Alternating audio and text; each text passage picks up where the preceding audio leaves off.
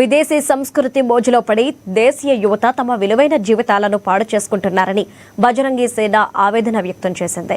Valentine day పేరుతో పార్కులు, బీచ్ల వెంట తిరుగుతూ తల్లిదండ్రుల ప్రేమను మర్చిపోవడం బాధాకరమని ఆ సంస్థ ప్రతినిధి ఫణీంద్ర పేర్కొన్నారు.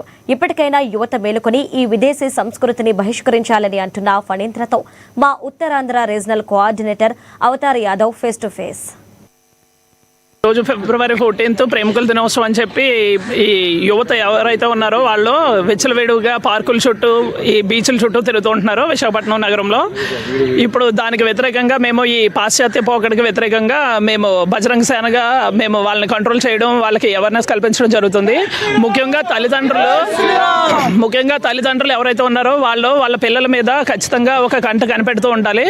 వాళ్ళు ఎవరితో మాట్లాడుతున్నారు, ఏం చేస్తున్నారు, ఎవరితో ఫోన్లో మాట్లాడుతున్నారు అనేది ఒక కంట కనిపెడుతూ ఉండాలి. తర్వాత వాళ్ళ ఫ్రెండ్స్ ఫోన్ నెంబర్లు కూడా వాళ్ళ దగ్గర ఉంటూ ఉండాలి.